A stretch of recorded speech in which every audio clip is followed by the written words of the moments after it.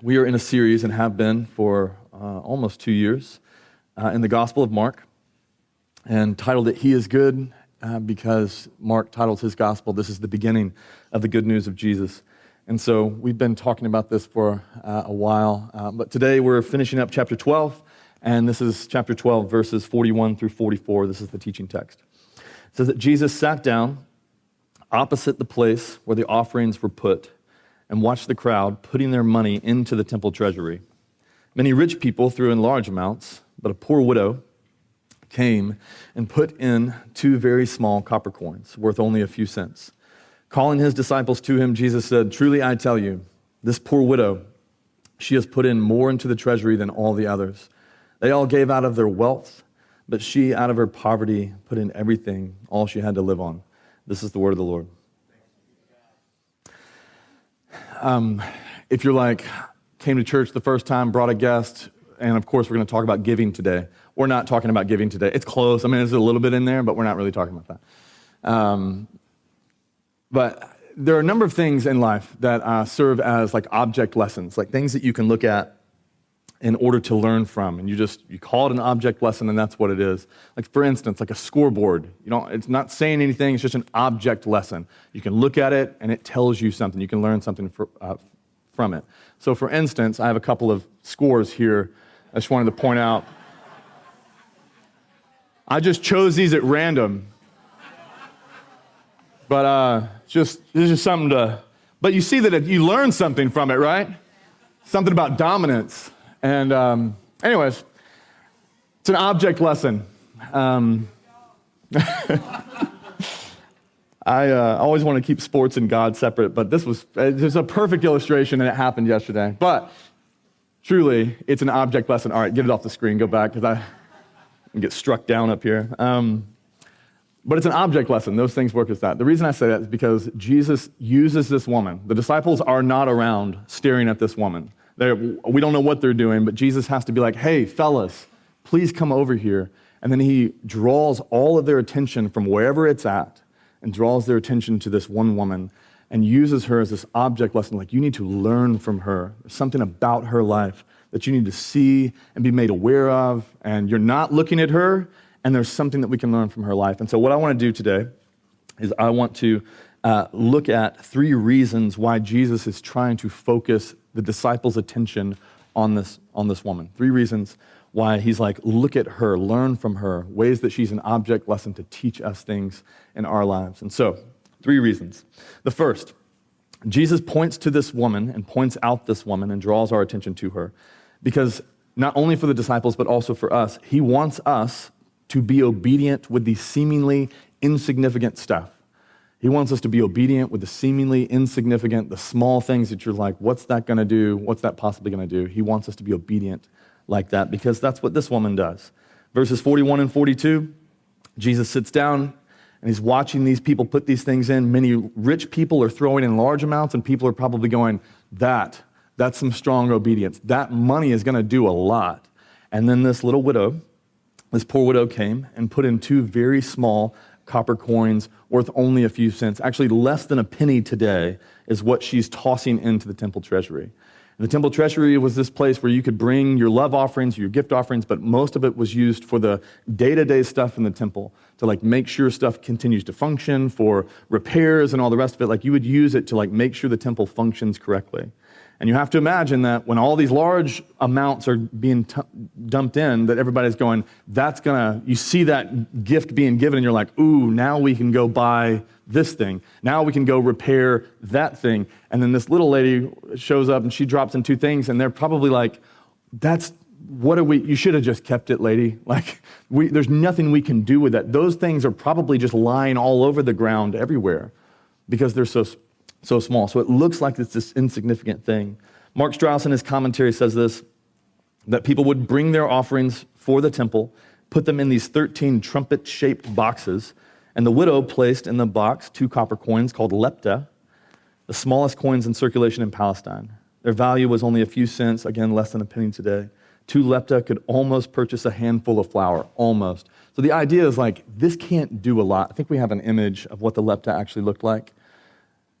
And so I think even in diameter, they're less than a centimeter across. They're very, very small. But the point that Mark Strauss is making is these can't do a lot. They can't even buy a full, a one singular meal. There's just not a lot that you can do with these things. And again, I think people watching this happen, and maybe even the woman herself, might have thought, this isn't going to accomplish much in the realm of the temple and what needs to be done. This is probably not going to do that much. But she chooses to give it anyways, even though it's insignificant, even though it might not do a lot. She still chooses to give it anyways because she's like, I'm just going to be obedient. I'm called to give. I'm called to bring offerings to God. And so I'm going to do that thing, regardless of what they're going to be able to do with this in the long run. I'm not going to give based on how significant my gift is. I'm going to give based on the fact that he calls me to do that. And so she gives with the things that are seemingly very, very insignificant. And to me, I think Jesus points to this because he wants us to actually think about that as well. He wants us to be people who give to him, give him obedience, or give to him, financially or sacrificially. He wants us to be people who offer our obedience to him even when it seems like it's insignificant, like it's not going to do a lot. And I think what can happen many times is we walk into these spaces with God where it's like, I know you're asking me to do this. I just don't think it's going to do anything. What is forgiving that person who harmed me or hurt me or whatever? What is forgiving them really going to do? What is prayer really going to do? You want me to stop and pray? What is that actually going to accomplish? What is reading my Bible actually going to do? It's just reading words off a page. What are those things actually going to do? And many times, because it seems insignificant, it actually leads us into a space of disobedience because it's I'd do it if it would do something, but it's just too small. It just looks like it's not going to do a lot. And so for us, we have that problem. It leads us to disobedience many times. And then also the reason it's an issue is because there are insignificant things all throughout the scriptures that God calls his people to do that in the scriptures. And through those really small, insignificant things, what is that going to do? He does these incredibly powerful things. And you see this all throughout the scriptures. And so Jesus is drawing our attention to these things to go, don't let the insignificance of whatever it looks like lead you to disobedience. Also remember, I do powerful things through weak things. I do incredible things with the insignificant stuff. And so all throughout the scriptures you see Moses, God tells him, raise your hands, take your staff, raise your hands over the Red Sea. Just do that thing. And he had to be thinking that. If the Israelites are watching him do that, are probably like, what's that going to do? How insignificant is this?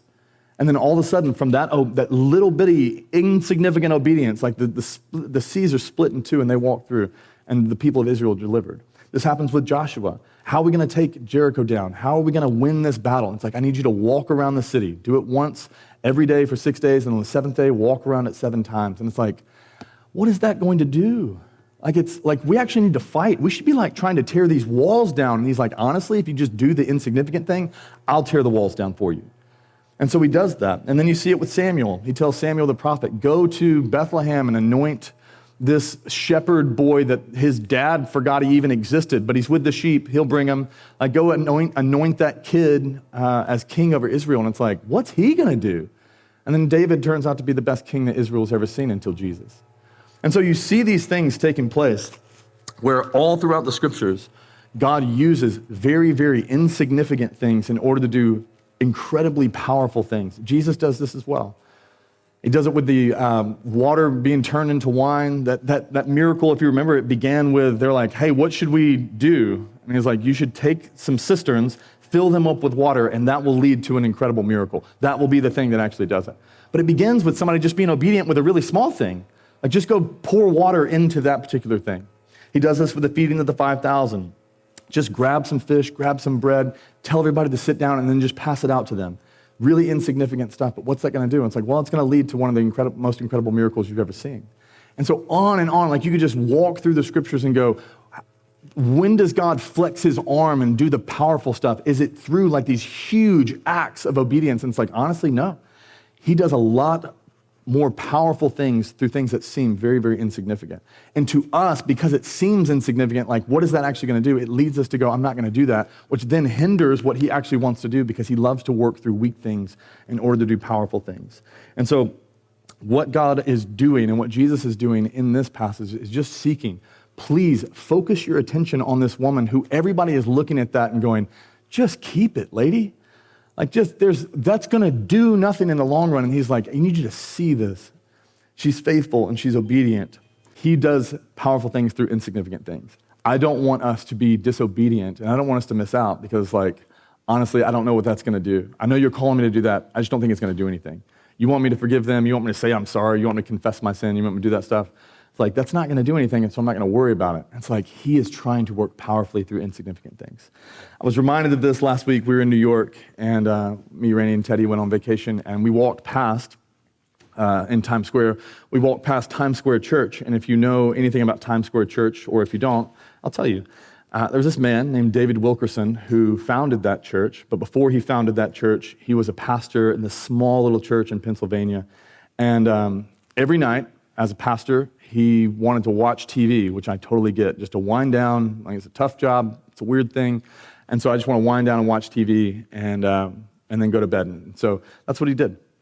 And then one night, he felt like God was telling him to stop watching TV for 2 hours before he went to bed. And instead of doing that, don't watch TV. Just pray for 2 hours. Just spend that time just spend it with me. Don't veg out and kind of numb yourself. Just spend that time with me. And so he's like, okay, I'll do that. And then what happened is as he did that, he was praying to the Lord one day and he was looking at Life magazine as he was praying. And or maybe he was just vegging out and honestly, prayer is boring, so I'm going to read Life magazine. I have no idea. But Life magazine, he sees it, and he sees this image here of these gang members that were being at a murder trial for murder. And as he's praying, and he's praying for these, he feels the need to pray for these boys. He feels the need to do all that stuff. And then he just hears God say, go to New York and help those boys. Go to New York and help those boys. And so, he doesn't know anything. He's not a pastor in New York, whatever, but he goes to New York. He ends up helping these boys a ton, starts this street ministry that he's preaching to the gangs, and he's preaching to people who are high on drugs and things like that. And he starts this ministry that ends up saving the lives and saving the souls of so many of these gang members. One of them was Nicky Cruz, that began his own ministry and doing this incredible thing. And then in 1987, he starts this church in Times Square, and he says in his reports, Times Square at that point was it's not what it is today. Nobody was hosting stuff there, bring your kids. You weren't doing that in Times Square then. And he felt like God was telling him, you should be here planting a church. You should start a church in Times Square, and it's still there today. And so it's an incredible story. It's told in this book called The Cross and the Switchblade, and so you should read it. It's a great story. But what's interesting to me is it began with turn the TV off. That was it. What, God, how can I serve you today? And it's could you turn the TV off and just talk to me for a minute? And it's okay.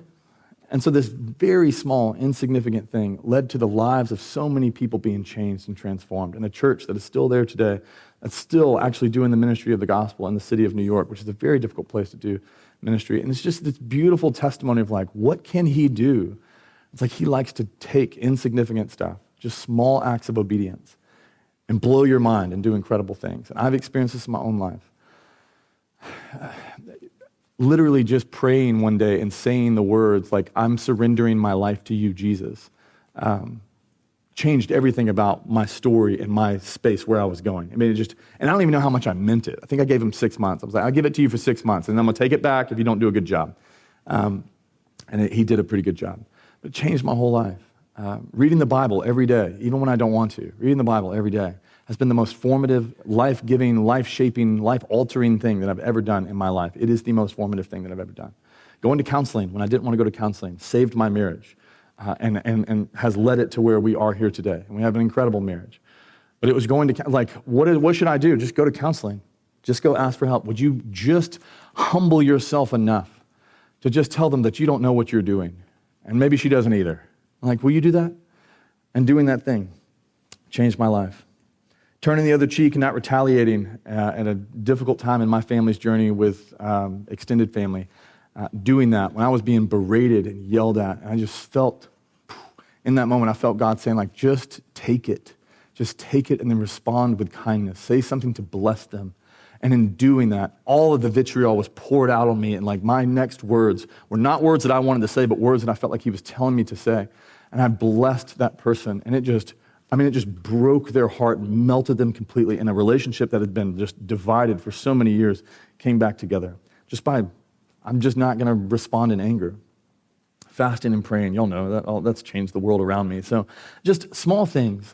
And all of them, all of that stuff, and probably for David Wilkerson as well, you probably experience those small things and go like, what is this going to do? And the truth is like it all feels like that, but you don't experience what it can do until you actually do that thing. And I think that's where we get stuck so often. It's like, I don't know what this is going to do. It seems so small. It seems so insignificant, so I'm not going to do it. And then we don't experience it. And then we go, see, it does nothing. It's like, but you didn't actually do it. You didn't actually take that little insignificant thing and give him that obedience in that insignificant way. And so for us, I think Jesus points to this woman because he wants us to follow him like that, to like look at the things and it's going, look, I don't know, this seems so small, but I'll do it anyways because you told me to do it. He wants us to follow him like that, to give him that obedience so that he can work powerfully through the insignificant, okay? During that point, which is my longest point, all right, number 2, Jesus points to this woman and points her out to us because he wants us to be obedient and to follow him even when it costs us. Even when it costs us something, even when it's a sacrifice. He's like, I want you to be obedient to me even when it hurts a bit. And it will hurt to be obedient to Jesus. And this is what this woman does. She could have kept one coin for herself. It's still a sacrifice. I just gave you half of my possessions. And she didn't. She gave both those things. She was obedient to God and gave even when it came at a great cost to her. Verse 44 says this, that they all gave out of their wealth, Jesus says, but she, out of her poverty, she put in everything, all she had to live on. And the words don't do it justice. It's like she literally is giving up her life to God. One of the commentators says this. He says, the final Greek words of the chapter might be paraphrased, she laid down her whole life. In doing this, she was obedient to God even when it was like, this might kill me. This literally might, and we don't actually know that it did. I doubt that it did, but like, this might kill me, and I'm going to give it to you anyways. And Jesus points to this woman because he wants us to be willing to follow him like that, to be obedient to him, even when it's like, if I give you my obedience, I don't know if I can live without that thing. I don't know if I can live with myself if I'm obedient to you in this way. If I give you this obedience, it's going to feel like pain to me. It's going to feel like it's going to kill me. If I forgive that person, it feels like it's killing me. I don't know that I can do that. To say that I'm sorry, they need to say they're sorry. That's going to feel like it's killing me. And he's like, I need you to follow me like that. I need you to be willing to follow me, even when it comes at great cost to yourself.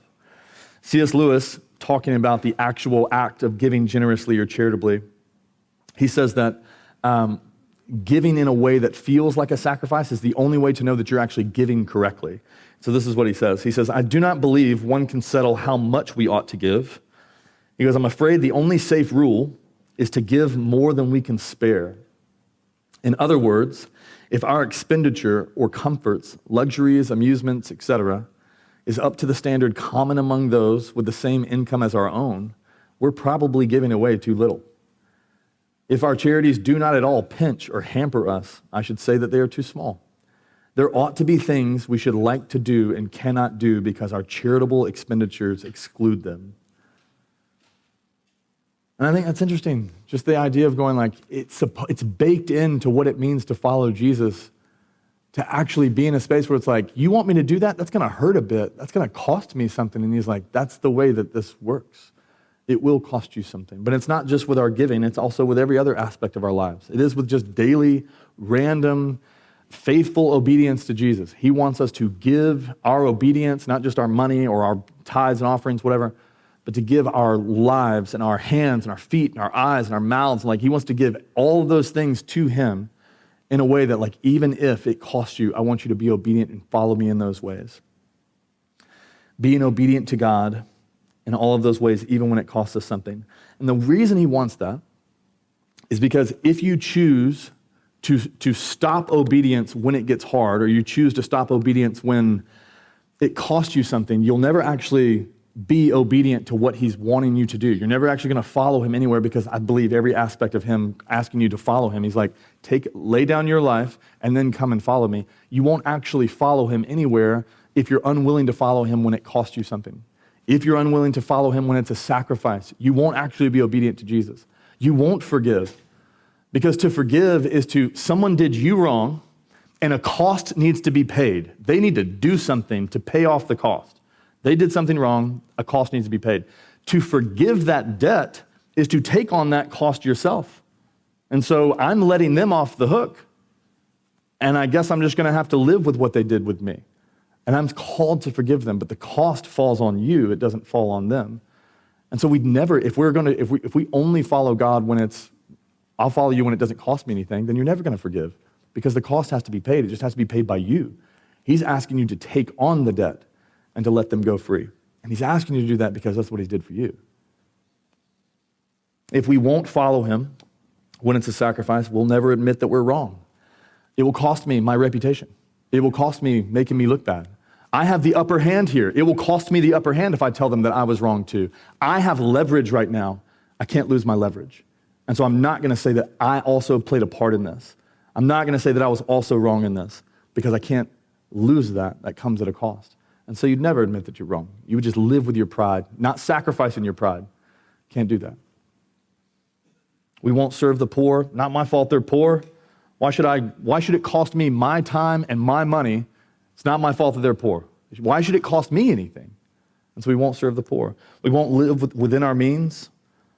We'll just go into debt and I can't sacrifice my need or my wants. We call them needs. I can't sacrifice what I desire.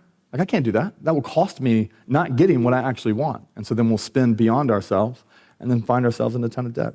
But you could keep going in all of these different things.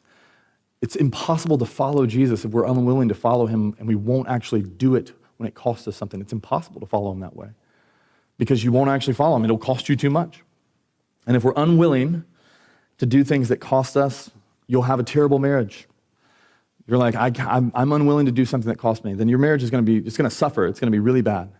I know, Rainey and me, I know in any argument that we're in, I can win. I know I can win. Because when we got the fight or flight, when that was divvied out, she got flight and I got fight. I'm ready to throw down, not literally, but bring it. I'm ready to, and I know all I have to do, I just need to get a little louder. I need to get a little bigger. I need to plant my feet and make sure that she knows that she is not going to, I'm going to get my way. I know I can win every argument. I can get my way in every argument because she has flight and I have fight.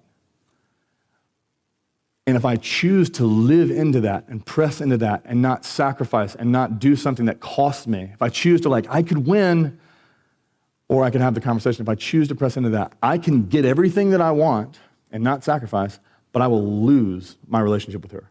It will just die. It'll kill it. It'll crush it. It'll crush her. I'll get everything I want, not sacrificing. Not gonna take on any cost, but I'll lose her in the process. You'll have a terrible marriage if you're unwilling to sacrifice. Be terrible parents.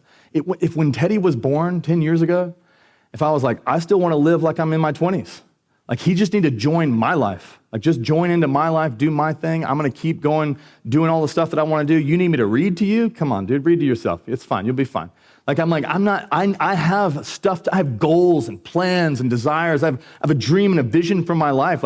You can try and get into my thing, but I'm not changing anything to help you grow up and develop. I'm not going to do that. You can jump into my thing, but I'm not coming down to your level and trying to help you in any way. If I did that, I would have everything that I want in some ways. I would have all these different things. And I'm like, this is great. I just live. I got a kid. It's great. But I kind of do my own thing. And then he would suffer for that, from neglect. And then she'd probably divorce me because I'm a terrible father. That's just the truth. I'd be a terrible parent if I didn't do things that cost us. Because raising kids is a sacrifice the entire time. And you're doing that so that the other person can flourish. And that's what Jesus is trying to get us to do is y'all think, we all do. Jesus is you all think I'm asking you to sacrifice. I'm asking you to do things that cost you. And you think if you do it, it will kill you. But actually it's killing you not doing it. And if I'm trying to save you from yourself, I'm trying to get you into this space where you don't get everything that you want and lose the things that are the most valuable. And so when he's asking us to do that, and he's pointing to this woman, and he's trying to show us she gives even when it costs her. I want you to do the same thing. I want you to live inside this space where you are just able to look at me and go, you're asking a lot of me. This is going to cost me. This is going to sacrifice, but I'm going to do it anyways. That's what he's trying to get us to do. I've used this image before, but we were at the City Museum. Go to the next slide. And Teddy got stuck, and we were there for We've been there for 3 seconds. It was like, and then immediate tears. This is parenting. I snapped a photo because it was just the perfect illustration and moment. And then I helped him, but photo first. But what's going on is like he climbed up into this thing and got stuck. And to his left is an exit, and to his right is an exit. He just is terrified and got too scared to go left or right. And so he keeps trying to do his thing. He's like, I think this bar can come loose. Like, I think this is the way we can do it. And I was talking to him, trying to calm him down or whatever, and Rainey was too, and we were trying to calm him down. But he just wasn't having it. Strong will, hard head, gets those both from me, some from Rain. But just would not do it. And hated where he was. I hate that I'm stuck here. I hate that I'm trapped in some playground prison. Like, I hate this. And it was just like, but he loved that and chose that for a long time. He loved the prison more than he was willing to actually sacrifice what he wanted to do and do what I wanted him to do. And so he stayed stuck a lot longer, and he stayed trapped a lot longer, and he cried a lot more. And it was like, looking at him, trying to explain, like, if you will just drop doing things your way, if you will just sacrifice your way and do things my way or your mom's way, what we're telling you to do, we are not trying to hurt you. We're not trying to get you more stuck. This isn't a ploy to get rid of you as our child. Like, we are actually trying to help you. If you will just sacrifice doing things your way and go left or go right, you will be free. Like, it's not hard, but it was like this sacrifice to him, like to do things his own way or to set it down and to do things our way. And I think there's so much truth. Like, snapping that follows, like, this is all of us. Jesus is going, I'm not trying to hurt you. I'm trying to set you free. I did not give my life to imprison you. I gave my life to set you free. All of my words, every command that I give you, every demand that I place on you, even if it costs you to sacrifice, it is not a sacrifice unto death. I died so that you can live. And so it is a sacrifice, but it will lead you into more and more life. It will cost you something minor, but lead you into something much greater. And so for us, he points to this woman and he's like, she is doing something that I want everybody to do. I want people to look at me and be obedient even when it costs them something, because he knows, he's like, I know that if you will do that, you will actually lose a handful of things that are lesser, and you will lose those things, but you will actually find greater riches on the other side. And so he calls us to look at this woman because he wants us to actually give our obedience and give even when it costs us something. And then the third, he points to this woman because he wants us to trust him like she does. This woman has a significant trust in God, and he wants us to trust him like she does. This woman literally entrusts God with her whole life. I do not know where my next meal is coming from, but I know the God that called me to give is the same God who will then, if he calls me to give, then he's the same God that's going to protect me and provide for me in the midst of my nothing. And so if he's asking me to do something, he's good enough to ask, and then he's good enough to actually prepare something for me as well. She trusts God even when her future is uncertain.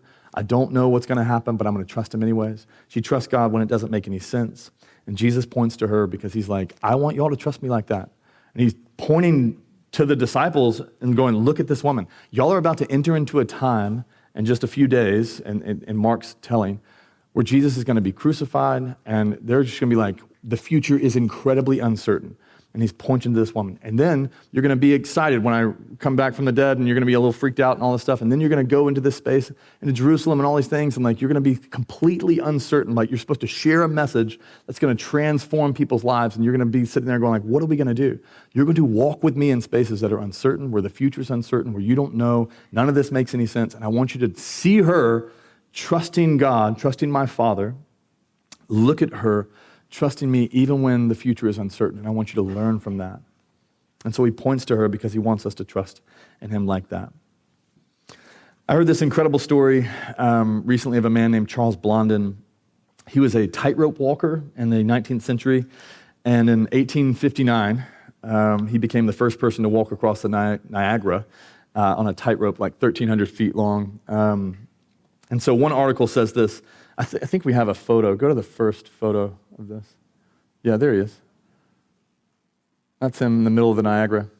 But one of the articles said this. He said 25,000 people showed up for this stunt, and most bet that he was doomed to plunge 200 feet to his watery death below. He set out from the American side shortly before 5 p.m., and when Blondin was a third of the way across, he sat down on a cable, signaled for the famous Maid of the Mist to anchor beneath him, and then he let down a rope to the ship and hoisted up a bottle of wine and a table in order to enjoy a glass before getting up and going the rest of the way across the falls. And then we have that photo there.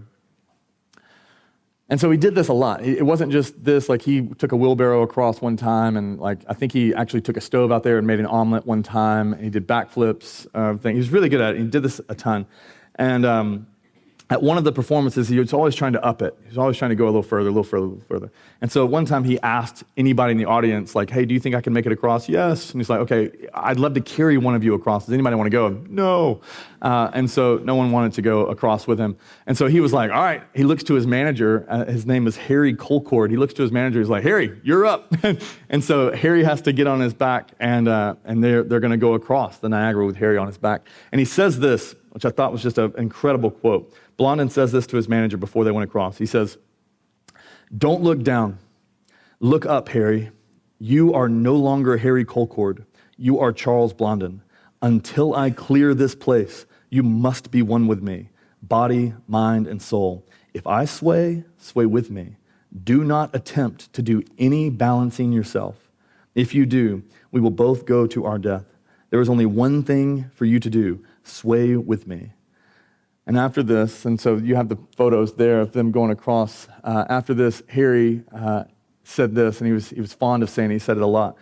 He says, I learned more religion on that wire that day than in all my life. I learned that the only safe and sane way to live is to sway with God. I just love that idea of both. Like Charles Blondin saying, like, look, don't do any of the balancing yourself. If you try and help me, if you would just give your whole life to me, if you would just trust me completely, then we're going to be fine. But if you trust me 90% and 10% you try and help me a bit, we're all going to die. Like, I need you to understand that you have no will here. There needs to be one will, one way, one will. I need you to trust your entire life and just give your life to me and let me become you and you become me. And all of a sudden, I will get you into that space. And he says, I learned that the only safe and sane way to live is actually to sway with God. And I believe that's the kind of trust, what Blondin was asking for from Colcord. That's the kind of trust that Jesus is asking for from us. Just going, I need you to trust me like that. I need you to trust me that when I make a decision to lead you out over a cliff, that I'm not going to kill you. I need you to trust and follow me in the midst of those spaces. This is what Solomon says in Proverbs 3, 5, and 6. It's probably some of your favorite verse. He says, trust in the Lord.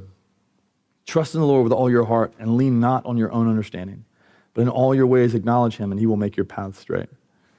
And the implication of him saying, like, don't do the things that make sense to you. Don't lean on your own understanding, meaning God is going to lead you into spaces you're going to go, where the heck am I? Like, what are you asking me to do? Like, this doesn't make any sense. And Solomon's going, been there, that's why I wrote this down. Don't lean on your own understanding. You will be in spaces that you do not understand. He will call you to do things that you do not understand. He will lead you into different worlds and different places where you're like, I don't know how this is going to work. And he's like, I just need you to trust me in the midst of that. Do not lean on your understanding. In some ways, he's saying, do none of the balancing yourself. Don't try and help me. If you look at God's plan for your life, for the things that he calls you to, and you're like, hey, I appreciate that. That's interesting. Really great. I have a better idea, and I'm going to like do some of your idea and then some of my idea. And what Blondin is saying is, Harry, if you do some of your idea and some of my idea, we die. And what God is saying, if you do some of your idea and my idea, you will not experience the life that I actually have for you. You will experience the destruction and the death that comes from you. C.S. Lewis says that in one of his, we don't have the quote, but one of his books where he says, like, if you hold on to anything that you call your own, like, God, you can have all this, but I'm going to hold on to this one thing. He goes, anytime you hold on to anything that you would call your own, you hold on to a piece of death. That's what you're holding on to. And what God is trying to get us into is to get us into a space where we're like, I'm not going to do any of the balancing myself. I'm just going to trust you completely with my life. And so Jesus calls us into that space, and what he's trying to do for you and for me, What Jesus is trying to do is he's trying to do what Blondin did. He's trying to lead you into something that you cannot get into on your own. Like Harry Colcord, the manager, had never, still to this day, he's never walked across the Niagara. And if it was just him trying to do it, he never would have done it.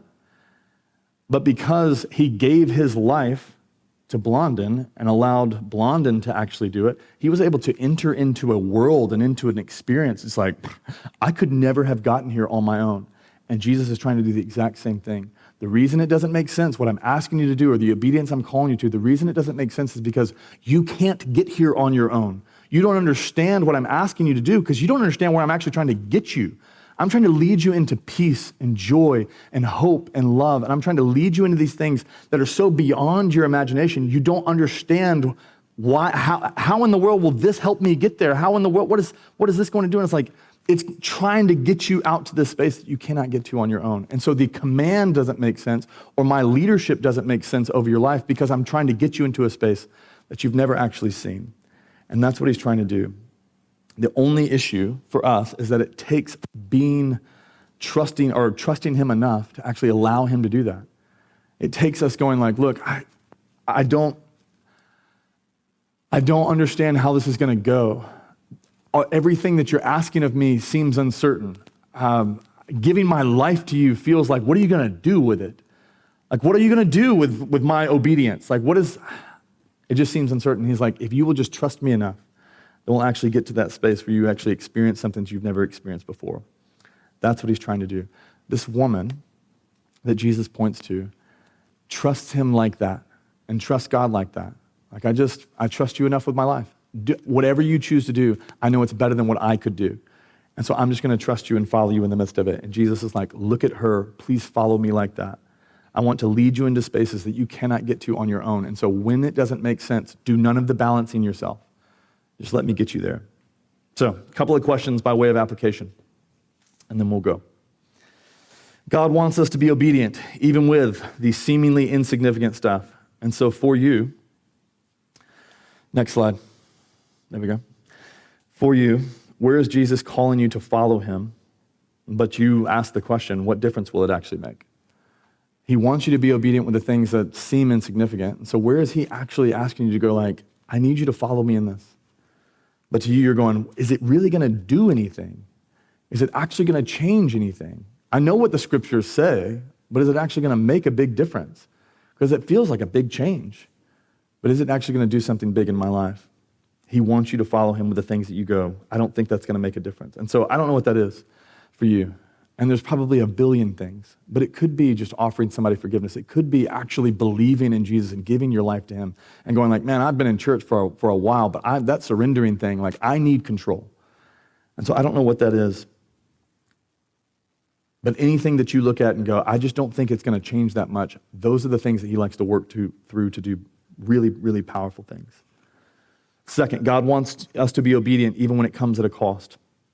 And so what is God calling you to give even though it costs you? Even though it will feel like I can't live without it? What are your two mights?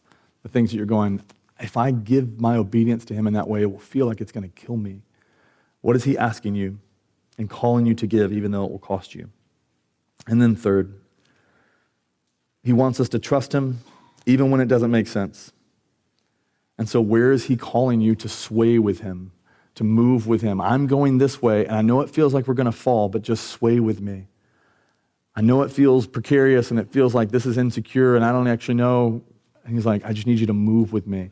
I will not drop you. I am leading you into a space that you cannot get to on your own. Just move in my direction. Lean on him and his understanding. Don't lean on your own. Where is he calling you to just trust him even when it doesn't make sense? My encouragement to you is to actually do that, to trust him, to do all those things, to give him the insignificant stuff even when it feels like it's going to do nothing, to give him your obedience even when it's going to cost you, and then to trust him even when it doesn't make sense, because he has proven that he is faithful. He has proven that he loves you. He has proven to you that he will do anything for you, even the cost of himself. He's the one. Like this woman gave, 2 of her pennies at the cost that it might kill her. He's like, I actually didn't lay down my life for you. I laid down my entire life for you to actually take care of you. I was the one that gave at great cost, even though it was going to cost the greatest thing. It was going to cost me my entire life. And so he has proved to you, I am willing and ready to take care of you, to provide for you. I will do things for you that you don't even know that you need, but I have shown you I am willing to do everything possible, even lay down my life, in order to actually lead you into a space that's better than where you currently are. And so we can trust him with the insignificant and the things that cost us and the things that make no sense, because he has proven he is trustworthy. He will care for us. And so my encouragement to you is however you answer these questions, and however you walk through these spaces and you're going like, I think he's asking me for this. Don't look at it as like, this is such a big thing. I can't believe, like, look at it as like, he's trying to give you something greater than whatever that thing is. He's trying to actually lead you into a space that you cannot get to on your own. He is not a cruel taskmaster. He's not a cruel villain or some domineering dictator. He is a king who is laying down his life for his people, and he's trying to lead us into better spaces. And so my encouragement to you is to trust him in that.